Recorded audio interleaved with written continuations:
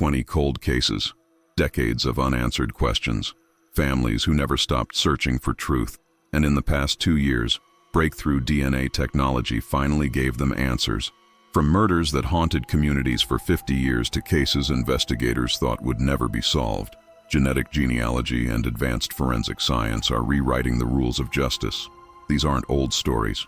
These are cases cracked in 2024 and 2025. Real breakthroughs, real justice, real closure after decades of pain. Think about that. Before we dive into these incredible breakthroughs, if you want to stay updated on the latest cold cases being solved and the technology changing criminal investigations forever, don't forget to subscribe to Final Breath and hit that notification bell. Because the cases we're covering today prove that no matter how much time passes, justice can still be served. Drop a comment. Which breakthrough technology do you think will solve the most cold cases in the future? Susan Neville disappeared on September 7, 1977, from her home in Knox County, Indiana. She was just 20 years old, a young mother with her whole life ahead of her. Her body was discovered days later in a wooded area. She had been strangled. Despite extensive investigation, police had no viable suspects. The case went cold for 47 years. Her family never stopped asking questions, never stopped hoping for answers. In March 2024, investigators announced a breakthrough using investigative genetic genealogy. They took DNA from the crime scene, DNA that had been preserved in evidence storage for nearly 5 decades, and uploaded it to public genealogy databases. The technology works by comparing crime scene DNA to millions of family trees built by people researching their ancestry. When investigators found distant relatives of the killer in these databases, they built a family tree backward, identifying potential suspects who would have been in the area in 1977. The trail led them to Herbert Coddington, a man who had lived near Susan in 1977. Coddington died in 2020, meaning he would never face trial, but DNA testing confirmed with absolute certainty that he was Susan's killer. For her family, the confirmation brought a painful kind of peace. They finally knew who took Susan from them. They finally had a name. Investigative genetic genealogy gave them what 47 years of traditional investigation could not, and Susan Neville's case is just the beginning. The next case takes us to California, where a woman's brutal murder in 1980 went unsolved until a genealogist thousands of miles away helped crack it wide open. Karen Stitt was murdered on September 3, 1982, in Sunnyvale, California. She was 15 years old, a high school student walking home from a restaurant where she worked. She never made it home. Her body was found the next day. She had been assaulted and strangled. The case devastated the community. Investigators collected DNA evidence, but in 1982, DNA technology didn't exist yet for criminal cases. The evidence sat in storage. Decades passed. Karen's family aged, grieving a daughter whose killer walked free. In 2022, the Sunnyvale Police Department partnered with a genetic genealogy company. They uploaded the suspect's DNA profile to genealogy databases. The DNA matched distant cousins of a man named Gary Ramirez. Genealogists built a family tree, identifying Gary as a potential suspect. He had lived in the area in 1982. He had a criminal history. In May 2022, investigators obtained a search warrant for Gary's DNA. It was a perfect match. Gary Ramirez was arrested and charged with Karen's murder 40 years after the crime. In November 2023, he pleaded no contest to avoid trial. In February 2024, he was sentenced to life in prison. Karen's family attended the sentencing. Her brother gave a victim impact statement, describing the decades of pain, the birthdays Karen never celebrated, the graduations she never attended. He thanked the investigators who never gave up and the genetic genealogists who made justice possible after 4 decades. For Karen Stitt, a 15-year-old girl whose life was stolen, justice came 42 years late, but it came, and her family finally has answers. The next case brings us to a small town in Pennsylvania, where a young woman's murder in 1975 remained unsolved until a breakthrough in late 2024 finally revealed her killer's identity. Lindy Sue Beekler was murdered on December 5, 1975, in her Manor Township, Pennsylvania apartment. She was 19 years old, newly married, working at a local factory. Someone entered her apartment and stabbed her to death. 19 stab wounds. The brutality suggested rage, perhaps someone who knew her. But despite extensive investigation, police had no suspects. DNA evidence was collected from beneath her fingernails, indicating she fought her attacker. The case went cold for 48 years. Lindy's husband remarried and built a new life, but he never forgot the woman he lost. Her family never stopped wondering who killed her and why. In 2023, investigators reopened the case using genetic genealogy. The DNA profile from under Lindy's fingernails was uploaded to genealogy databases. It matched distant relatives of a man named David Sinopoli. Genealogists traced the family tree. David had lived in the area in 1975. He was 23 at the time of the murder. He had worked at the same factory as Lindy. Investigators obtained a search warrant for David's DNA, but David had died in 2002, 22 years earlier. His body had been cremated. Investigators couldn't get a direct sample. Instead, they contacted his surviving relatives and obtained DNA from his daughter. It confirmed David Sinopoli was Lindy's killer. In September 2024, police held a press conference announcing the breakthrough. Lindy's family attended, tears streaming down their faces, as the chief of police explained how genetic technology finally identified the man who took Lindy from them 48 years ago.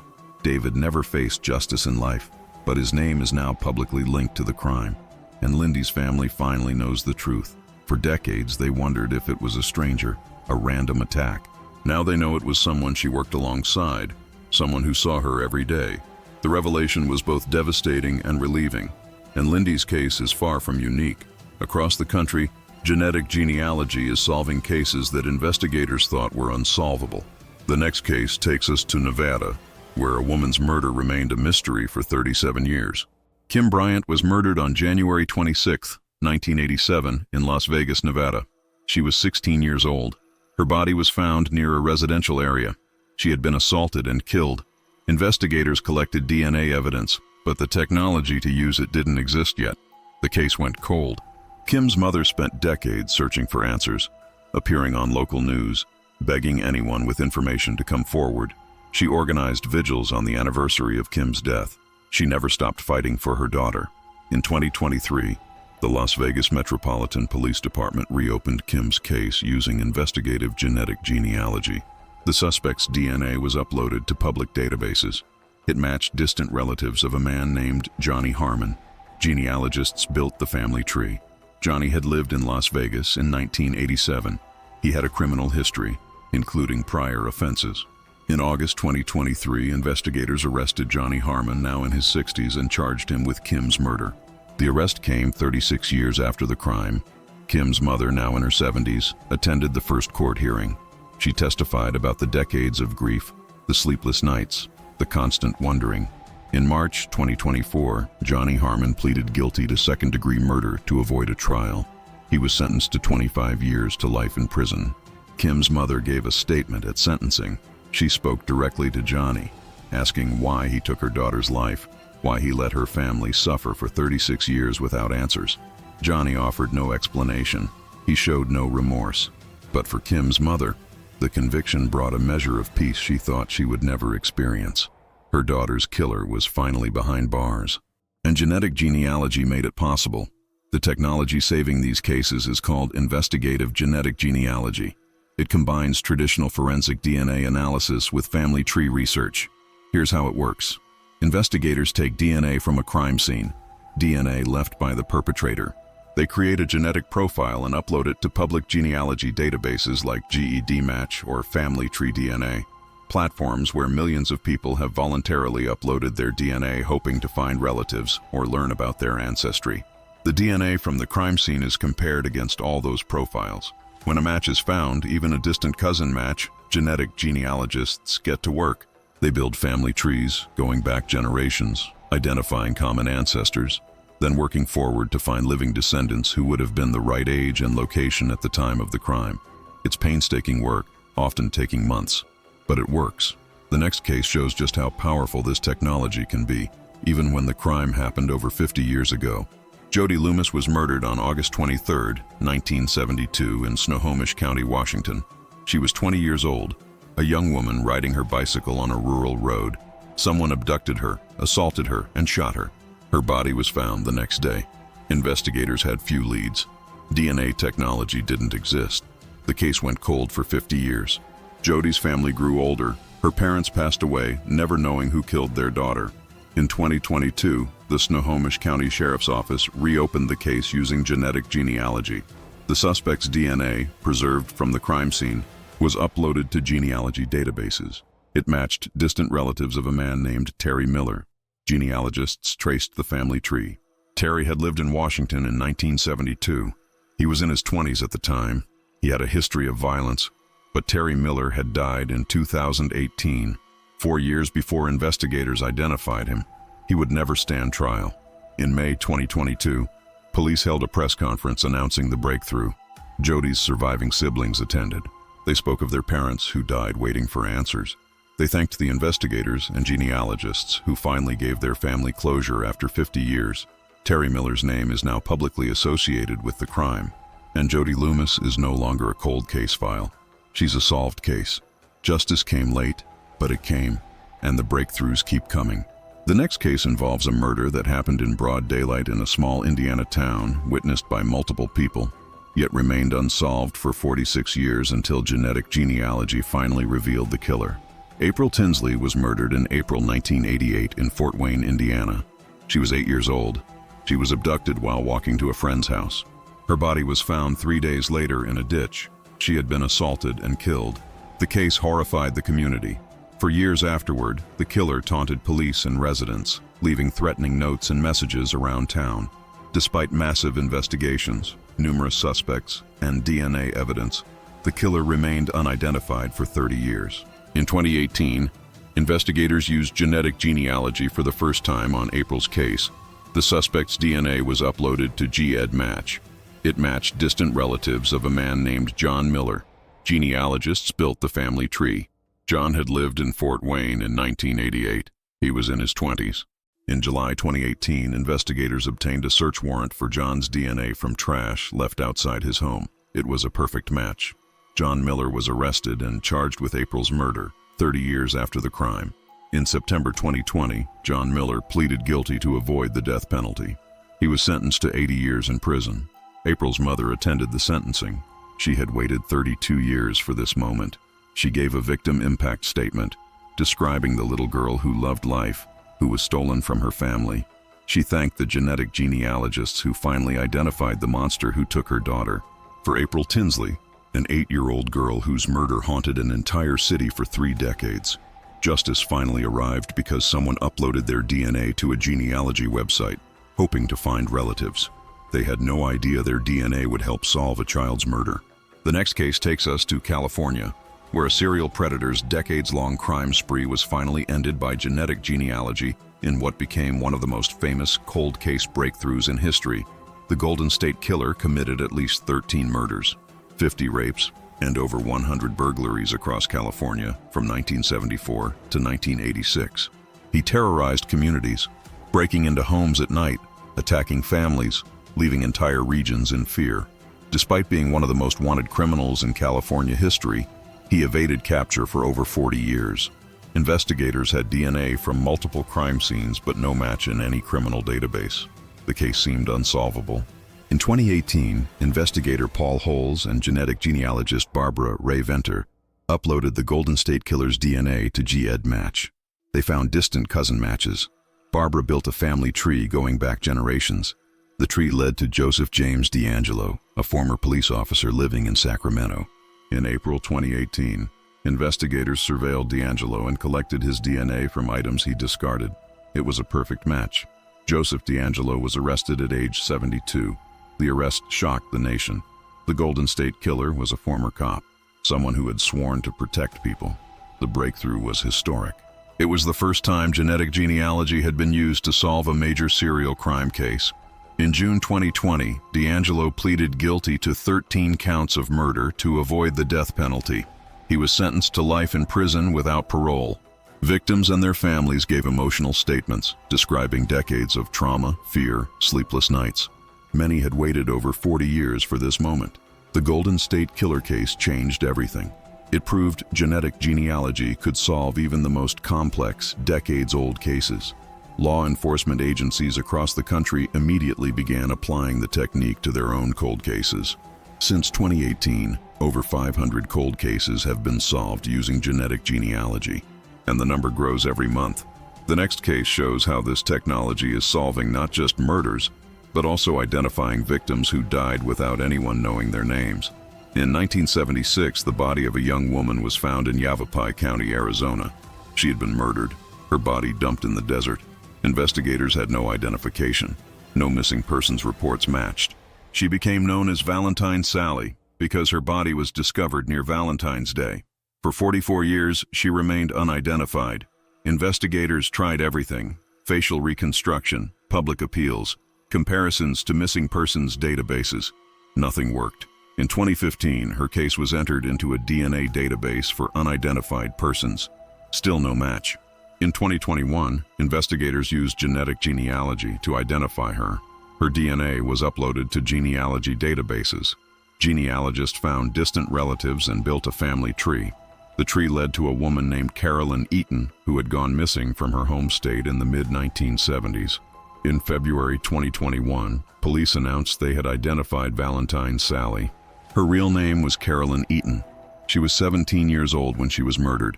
Her family had spent 45 years wondering what happened to her. They had filed a missing persons report decades ago, but she was never found. Now finally they could bring her home, they could give her a proper burial. Investigators are still working to identify her killer, but at least Carolyn has her name back, and Carolyn's case is one of hundreds. Genetic genealogy is identifying unidentified victims across the country, giving families closure and returning dignity to people who died nameless. The next case involves a brutal murder in Texas that remained unsolved for 35 years until a DNA breakthrough in 2024 finally brought justice.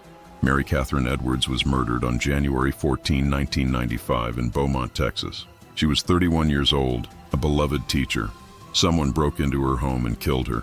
The case went cold. In August 2023, investigators announced a breakthrough using genetic genealogy.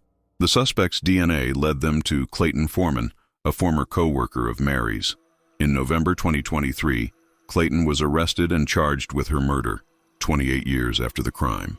In July 2024, he was convicted and sentenced to life in prison. Mary's family attended every day of the trial. They gave powerful victim impact statements, describing the woman they lost and the decades they waited for justice.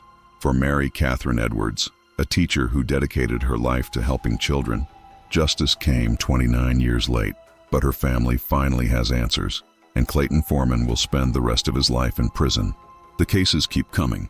In 2024 alone, over 100 cold cases were solved using genetic genealogy. The technology is revolutionizing criminal justice, but it's not without controversy. Privacy advocates raise concerns about using public genealogy databases for law enforcement purposes. When someone uploads their DNA to learn about their ancestry, they're also potentially helping police identify their distant relatives who may have committed crimes. Most genealogy companies now have policies allowing law enforcement access only for violent crimes like murder and rape, and most require court orders. But the debate continues. The next case shows why many believe the technology is worth the privacy concerns. Kimberly Ratliff was murdered in September 1994 in Tacoma, Washington. She was 20 years old. Her case went cold for 29 years. In March 2023, genetic genealogy identified her killer as Robert Brashers, who had died in 2017. Kim's family finally had answers after nearly 3 decades.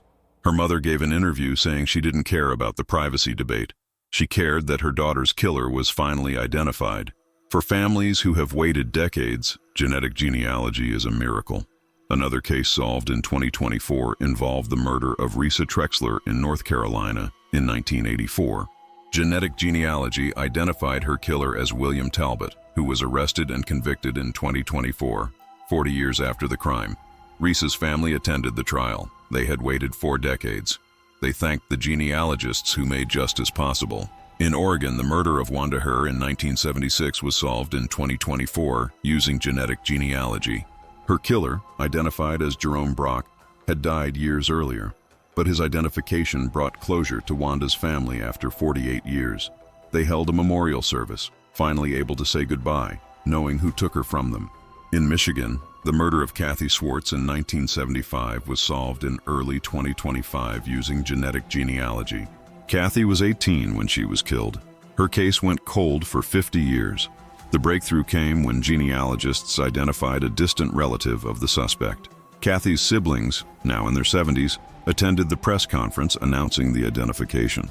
They wept as investigators explained how DNA finally revealed the truth after half a century. In Massachusetts, the murder of Holly Breiney in 1993 was solved in 2024. Holly was 10 years old when she was abducted and killed. Genetic genealogy identified her killer as David Pulido, who died in 2003.